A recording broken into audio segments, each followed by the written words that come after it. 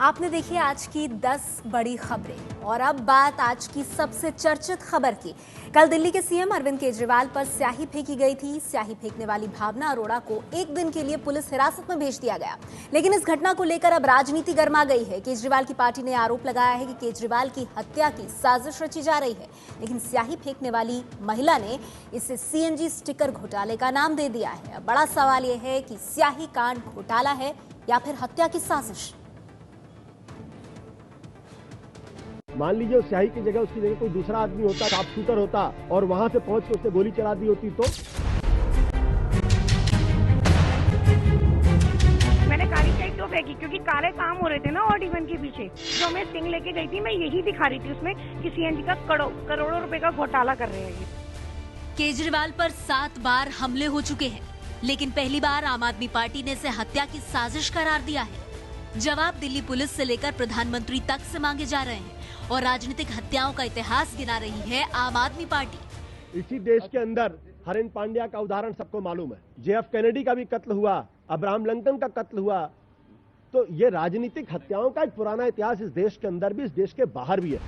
Delhi police इसे हमला नहीं हंगामा बता चुकी है, जबकि जेड श्रेणी मिले सीएम के ऊपर स्याही उछालने को आम आदमी पार्टी मुद्दा बना चुकी है। भावना अरोड़ा ने जब विरोध जताया तब ऑड इवन की सफलता पर केजरीवाल दिल्ली के छत्रसाल स्टेडियम में भाषण दे रहे थे। इनको बोला था कि आपके यहाँ पे सीएनजी का बहुत बड़ा घोटाला चल रहा है, जिसके स्टिंग था मेरे पास में और ये सर्टिफिकेट भी थे मेरे पास में, तो इन्होंने मेरी बात सुनने को मना कर दिया। मुझे भावना को एक दिन की पुलिस रिमांड पर भेज दिया गया है। भावना का दावा है कि सीएनजी कार में जिस सिलेंडर का इस्तेमाल होता है उसके फिटनेस सर्टिफिकेट देने में धांधली होती है। इसी फिटनेस सर्टिफिकेट के आधार पर सीएनजी कारें दिल्ली में दौड़ती हैं। 7 से 8 मिनट और 11 मिनट में इन्होंने मुझे सिलेंडर टेस्ट करके दिया और उसका जो सर्टिफिकेट देते हैं, सिलेंडर टेस्ट के बाद जो सर्टिफिकेट मिलता है वो इन्होंने मुझे बाइक के नंबर पर दिया। भावना के मुताबिक सिलेंडर का जो फिटनेस सर्टिफिकेट 1 घंटे की जांच के बाद मिलता है वो 10 मिनट में ही दे दिया गया और कार की आरसी देखे बिना ही बाइक के नंबर पर फिटनेस सर्टिफिकेट दे दिया गया। हालांकि दिल्ली सरकार कह चुकी है कि ये सर्टिफिकेट जिन केंद्रों पर बनते हैं वो केंद्र सरकार के अंदर आते हैं। ये जो पेसो है, मिनिस्ट्री ऑफ कॉमर्स इंडस्ट्री का विंग है, ये पेसो पूरे देश भर में इस तरह के सेंटर को लाइसेंस देता है कि वे सेंटर जो गाड़ियों में सिलेंडर लगते हैं उन सिलेंडर की जांच करके सर्टिफिकेट देगा। दिल्ली सरकार का इस सेंटरों से और इस सारे मसला से क्या लेना देना है दूर दूर तक। कल भावना ने कथित घोटाले के स्टिंग की सीडी भी हवा में लहराई थी, लेकिन वो उसे अभी तक पेश नहीं कर पाई है। वहीं आम आदमी पार्टी ने इसे जान का खतरा बनाकर पेश कर दिया है। तो आइए इस चर्चा को शुरू करने से पहले सबसे पहले तो हम आपको बताते हैं कि दिल्ली के मुख्यमंत्री अरविंद केजरीवाल के पास किस तरह का सिक्योरिटी कवर है, मतलब एक मुख्यमंत्री होने के नाते उनको किस तरह की सुरक्षा मिली हुई है। Z+ सिक्योरिटी है दिल्ली के मुख्यमंत्री अरविंद केजरीवाल के पास। उनके घर पर ही 15 से 20 सुरक्षा कर्मी राउंड द क्लॉक यानी 24 घंटे तैनात रहते हैं मुख्यमंत्री को सुरक्षा देने के लिए। Z+ सिक्योरिटी है यानी बाहर भी 10 से 12 सुरक्षा कर्मी रहते हैं। तो ये सुरक्षा कवच होता है जो दिल्ली के मुख्यमंत्री को दिया जाता है और मुख्यमंत्री अरविंद केजरीवाल जिनको ये सुरक्षा कवच दिया गया है। इसके अलावा छत्रसाल स्टेडियम जहां कल उन पर इंक फेंकी गई, स्याही फेंकी गई, वहां किस तरह की सुरक्षा व्यवस्था थी। एक एसीपी को तैनात किया गया था, 4 इंस्पेक्टर वहां पर थे, 250 sub inspector, head constable, constable.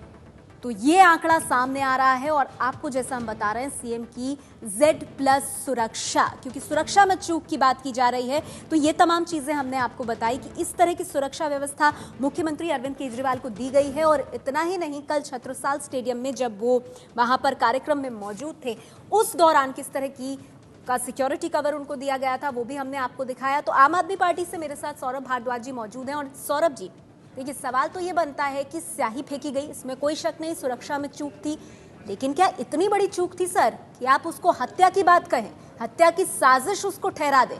क्या ये तिल का ताड़ बनाने वाली स्थिति नहीं है?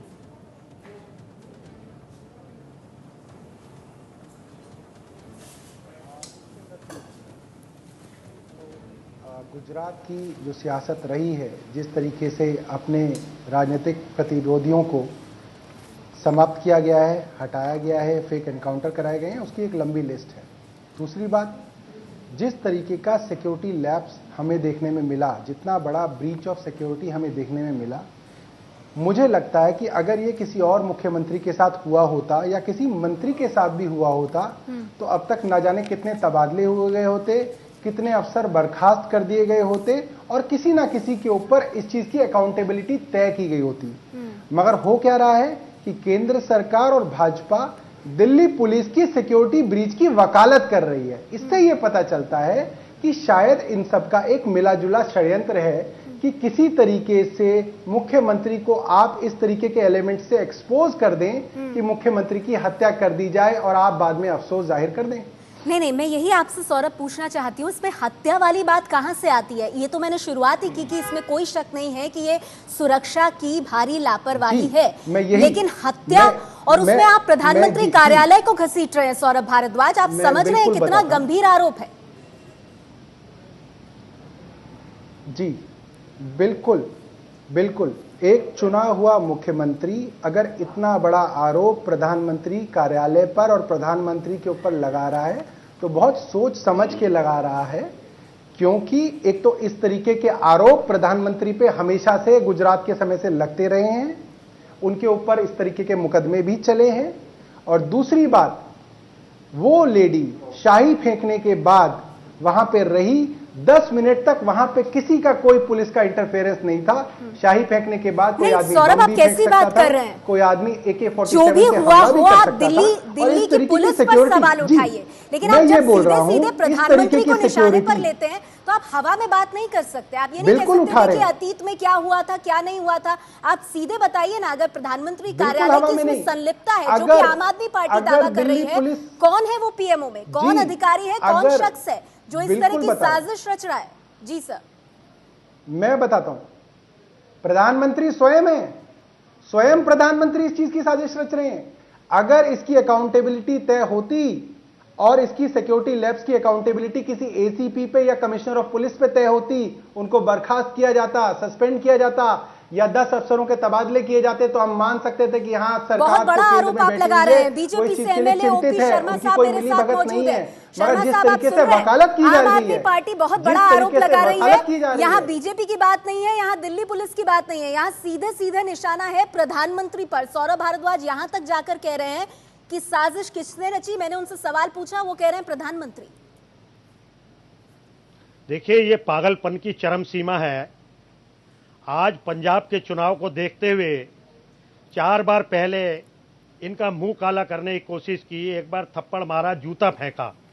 तो इतने घृणा के ये पात्र हैं, ये आत्म विभोर होने की बजाय आत्म चिंतन करना चाहिए कि इस प्रकार के जो ये कार्य कर रहे हैं तो लोग केवल ये, मैं जो देख रहा हूं आज तक, जो मुझे समझ है, इतनी बार अटैक किसी पे भी नहीं हुए, तो ये जानबूझ के पैसे देकर करा रहे हैं या लोगों की घृणा के पात्र हैं। पैसे देकर तो ये कैसे कराएंगे शर्मा साहब? करना ही पड़ेगा। शर्मा साहब, और ये दिल्ली पुलिस की सुरक्षा में क्या ये भारी कमी नहीं है? दिल्ली पुलिस की सुरक्षा में भारी कमी नहीं है? सीएम की सभा में सीएम पर ही स्याही कमी। अब एक कार्यकर्ता इनका बनके कोई आता है और इनका कार्यकर्ता के नाते वहां जाकर नहीं सर, वो उनका कार्यकर्ता नहीं है, वो आम आदमी सेना है जो कि आम आदमी पार्टी से अलग हो चुकी है। वो इनका अपना कार्यकर्ता नहीं है, आम आदमी पार्टी है। अब जो व्यक्ति इस प्रकार की जो दुर्घटना हो रही है, मुझे समझ में नहीं आता कि 4 बार इनका मुंह काला करने की कोशिश हुई, थप्पड़ मारा गया, जूते फेंक रहे हैं, तो इतने घृणा के पात्र क्यों हैं ये? नहीं, लेकिन मुझे एक बात बताइए। नहीं शर्मा साहब, आप मुझे ये बताइए, मेरा सवाल आपसे दिल्ली पुलिस को लेकर था। शर्मा साहब, मेरा सवाल आपसे दिल्ली पुलिस को लेकर था। आप मानेंगे दिल्ली पुलिस की बहुत बड़ी गलती है। अरे इतना सिक्योरिटी कवर देने के बाद अगर एक महिला इतने नजदीक तक पहुंच जाती है मुख्यमंत्री के, तो किसकी जिम्मेदारी बनती है? क्या पुलिस की जिम्मेदारी नहीं बनती? देखिए, जहां तक पब्लिक लाइफ में लोग रहते हैं तो उसको इस तरीके से कॉर्डन ऑफ तो किया जाता नहीं है। कार्यकर्ता और दूसरे लोग जाते हैं, बातचीत भी होती है। आप कैसी बात कर रहे हैं शर्मा साहब? प्रकार की अब ये प्रायोजित दुर्घटना है।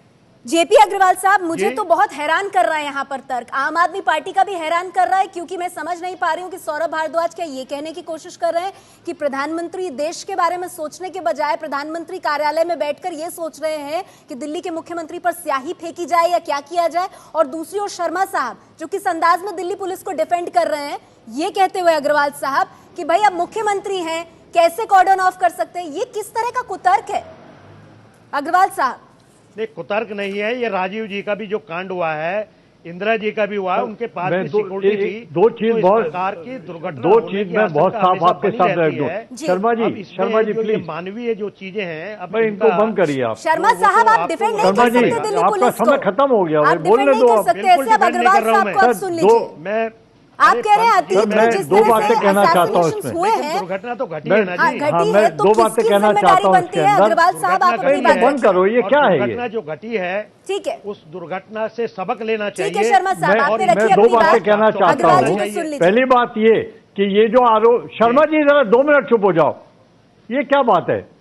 2 बात कहना चाहता हूँ। पहली बात ये कि संघीय ढांचे के अंदर प्रधानमंत्री के ऊपर अगर ये आरोप लग रहा है कि वो किसी मुख्यमंत्री को मरवाना चाहते हैं, तो ये छोटा एलिगेशन नहीं है। उसके बाद कई उन्होंने उदाहरण दिया, हरेन पांडे का उदाहरण दिया, और बराबर ये टेलीविजन चैनलों पे चल रहा है। मुझे लगता है राष्ट्रपति जी को, चीफ जस्टिस ऑफ इंडिया को दखल देना चाहिए, वरना हमारा जो ये लोकतंत्र है ये खतरे में पड़ जाएगा। दूसरी बात, आप पार्टी ने ये कहा था हम लोगों से बने हैं, लोगों की सेवा के लिए आए हैं। महिलाओं की सुरक्षा और भ्रष्टाचार, ये 2 इनके मुख्य मुद्दे थे। मैं जानना चाहता हूं, एक छोटी सी महिला से पूरी आप पार्टी घबरा गई। जो काम उसने करा, मैं उसकी कड़े शब्दों में निंदा करता हूं, लेकिन आपका जो व्यवहार है वो व्यवहार सही नहीं है। आप ना तो भ्रष्टाचार के खिलाफ इंक्वायरी करना चाहते, वो सीडी दे रही थी, आप वो सीडी लेते और कहते हम इंक्वायरी करते, उसी मंच पे चलाते उस सीडी को, उसका जवाब दे देते, तो आपकी वाहवाही होती। नंबर दो, दूसरा ये कि जब ये कह रहे थे चुनाव के दौरान कि सारी पार्टियां खराब हैं, हम सबसे साफ सुथरे हैं, हम लोगों से बने हैं, लोगों के लिए काम करेंगे, लोगों के बीच में रहेंगे, क्या हुआ उसका? अब आप चाहते हैं कि बहुत बड़ी दीवार खड़ी हो जाए लोगों के और आपके बीच में, तो हाथ और कान पकड़ो और माफी मांगो, लोगों से माफी मांगो, लोगों से माफी मांगो, मेरे पास ले आओ, मैं देखूंगा उस स्टिंग को और इंसाफ करूंगा। वो महिला यही तो कर रही थी, आपने क्या किया? उसको लौटा दिया, इसीलिए ये नौबत आई। आप इसे क्यों नहीं मानते?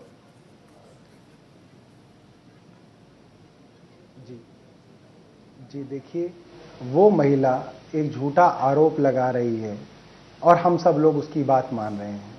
दिल्ली के अंदर अगर मुख्यमंत्री सारे स्टिंग ना भी देख पाए, पहली बात तो यह है कि मुख्यमंत्री 3 बार हफ्ते में जनता दरबार लगाते हैं जिसमें वो लोगों से मिलते हैं, वहां नहीं मिली, ये स्टेज पे पहुंची जी। और आप बिना जांच के कैसे कह सकते हैं सौरभ भारद्वाज जी कि सब झूठा है?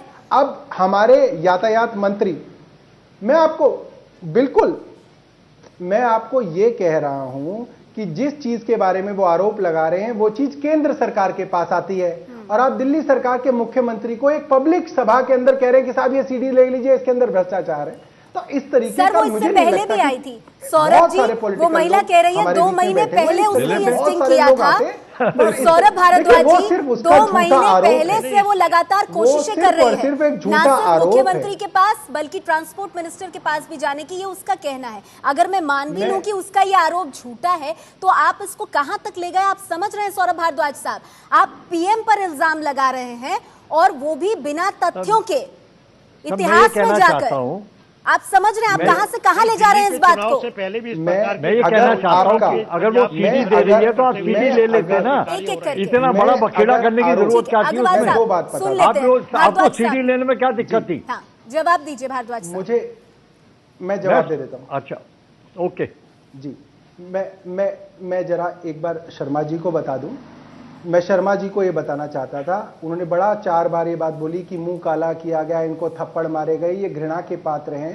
मैं इन्हें बताना चाहता हूं, मुंह काला और थप्पड़ करा तो ठीक था, ये मैं नहीं कह रहा हूं, लोग थे, ये पब्लिक जो आपके साथ कर रही है उसी जनता ने दी है। तो घृणा के पात्र कौन है ये आप, हाँ, तो घृणा के पात्र शर्मा जी सुन लीजिए, घृणा का पात्र कौन है? जिसको 67 सीटें दी हैं दिल्ली की जनता ने, या जिसको 3 सीटें दी हैं? ये आप आत्मचिंतन कर लीजिए किराए के लोगों से शाही दिल्ली ने फेंकवाने हमें से और 7 थप्पड़ सीटें भी दी लगवाने हैं। से कोई घृणा का आप पात्र 7 नहीं बन सीटें भी दी हैं जाता। हमें नंबर दिल्ली 1 ने। और नंबर 2 ये आप बात जो है, आप बनारस से सर पर पैर रखकर सात भाग के अरे बाद ठीक है, वो शर्मा केंद्र साहब में नहीं दिए। जाएंगे, वो बनारस नहीं केंद्र सरकार में जाएंगे, दिए। आज के मुद्दे पर हम रहेंगे। दिल्ली एक की बात कर मिनट रहे हैं। शर्मा जी, मैं आपके पास आऊंगी, सौरभ भारद्वाज को अपनी बात रखने दीजिए, मैं फिर आपके पास जी। आती हूँ। जी सौरभ, अपनी बात पूरी जी, कीजिए। जी, मेरा सवाल जी। आपसे सीधा था, घोटाले में कितना सच है कितना नहीं, जांच क्यों ना हो तो, उसकी, हाँ। इस पर क्यों नहीं बात करते? दूसरा, आप प्रधानमंत्री पर जब ऐसे इतने गंभीर आरोप लगाते हैं तो आप तथ्य देंगे या नहीं देंगे, एविडेंस देंगे या नहीं देंगे?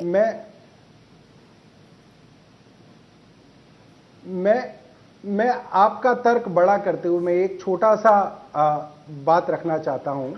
अगर मैं या इस देश के 150 करोड़ लोग, 125 करोड़ लोग प्रधानमंत्री को कुछ देना चाहें और प्रधानमंत्री उनसे 2 महीने तक ना मिले, मुझे तो लगता है वो कई सालों तक भी नहीं मिलेंगे, तो क्या भाजपा ये कहती है कि अरे उन आप सब तो लोगों अलग को हैं, प्रधानमंत्री आप के ऊपर बीजेपी शाही के फेंकने मापदंड का से चलेंगे। अधिकार है? अगर सौरभ वो मान लेते भारद्वाज जी, हैं, तो मैं आप अपनी तो बहस अलग वापस पार्टी लेता हूं। है सर।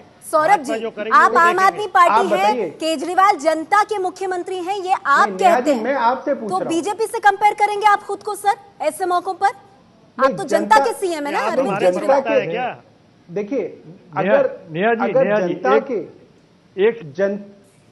अगर जनता के मुख्यमंत्री हैं तो इसका मतलब ये नहीं है बीजेपी के किराए के टट्टू आके उनके ऊपर शाही फेंकेंगे। हाँ। ये तो नहीं होगा ना। ये आप बदतमीजी कर रहे हैं, आपका मुंह काला ठीक कर रही है पब्लिक। ठीक है, पब्लिक आपका मुंह भी चलिए काला मैं कर रही इस है। चर्चा को जिससे आगे भी बढ़ाऊंगी, फेंके- लेकिन जैसा कि विरोधी लगातार आम आदमी पार्टी पर हमला बोल रहे हैं और ये कह रहे हैं कि भाई स्याही फेंकी गई, इसे तिल का ताड़ बनाया जा रहा है। अब ऐसा क्यों कहा जा रहा है? आपने ओपी शर्मा साहब को भी सुना होगा, बीजेपी से विधायक हमारे साथ मौजूद है। तिल का ताड़ बनाने वाली बात क्यों कर रहे हैं? वो जो अतीत की घटनाएं हुई हैं उन्हें याद दिला रहे हैं। जैसे 17 जनवरी 2016 स्टेडियम में तब स्याही फेंकी गई, छत्रसाल स्टेडियम कली की घटना। 13 जनवरी 2015, थोड़ा और पीछे आपको ले जा रहे हैं, जब अरविंद केजरीवाल की सभा में अंडे, टमाटर, पत्थर चले थे। इसके बाद एक और घटना याद आती है 8 अप्रैल 2014 की, जबकि ऑटो ड्राइवर ने थप्पड़ मारा था, माला पहनाई थी और उसके बाद थप्पड़ मार दिया था अरविंद केजरीवाल को। 4 अप्रैल 2014 दक्षिणपुरी में मुक्का मारा गया हाथ मिलाने के बहाने। फिर 28 मार्च 2014 की घटना, जब भिवानी में भी अरविंद केजरीवाल पर हमला हुआ था और वाराणसी की रैली में स्याही अरविंद केजरीवाल पर फेंकी गई थी। 25 मार्च 2014 की तारीख। 18 नवंबर 2013 को आम आदमी पार्टी की प्रेस कॉन्फ्रेंस में भी स्याही फेंकी गई थी। ये वो तमाम घटनाएं हैं जो हम याद दिला रहे हैं और ये याद दिलाने का मकसद यही है कि जो विरोधी कह रहे हैं कि भाई तिल का ताड़ बनाया जा रहा है। मैं आपसे जानना चाहूंगी अग्रवाल साहब, ये सवाल उठ रहा है कि क्या आम आदमी पार्टी इस चीज को तिल का ताड़ बना रही है? क्या पहले इस तरह की घटनाएं नहीं हुई हैं? क्या इसको हत्या की साजिश से जोड़ने का क्या मतलब है, क्या मंशा है?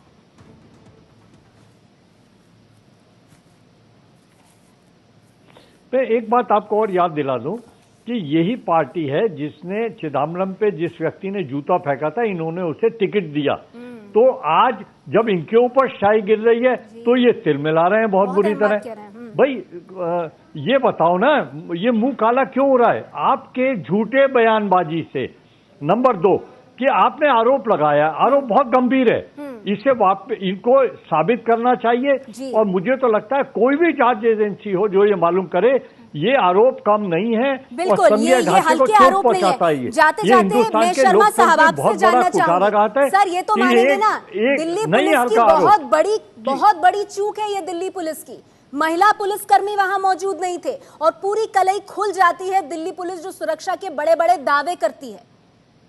शर्मा साहब, ये उनकी भी कलई खुल रही है और आम पार्टी भी कलई खुल रही है। अभी आपने जिस प्रकार से दिखाया है, ये प्रायोजित कार्यक्रम करते हैं और जब दिल्ली चुनाव से पहले भी इन्होंने इस प्रकार के बहुत से प्रायोजित कार्यक्रम किए और अब पंजाब के चुनाव को देखते हुए इस प्रकार के ये कार्यक्रम, मुझे लगता है शर्मा साहब, आप कम से कम इतना तो मान रहे हैं कि हैं। दिल्ली पुलिस की कलई खुलती है, दिल्ली पुलिस सुरक्षा के बड़े बड़े दावे करती है। चूक कहाँ हुई? एक सीएम की सभा में सीएम पर अगर स्याही फेंकी जाती है तो ये बड़ा सवाल उठाता है और इसके साथ ही आप इसे हत्या से जोड़ देंगे, क्या तिल का ताड़ बनाया जा रहा है? सवाल ये भी आम आदमी पार्टी से। बहुत बहुत शुक्रिया आप तीनों मेहमानों का, सौरभ भारद्वाज जी, ओपी शर्मा साहब और जेपी अग्रवाल साहब, हमारे साथ आज के इस चर्चा में जुड़ने के लिए।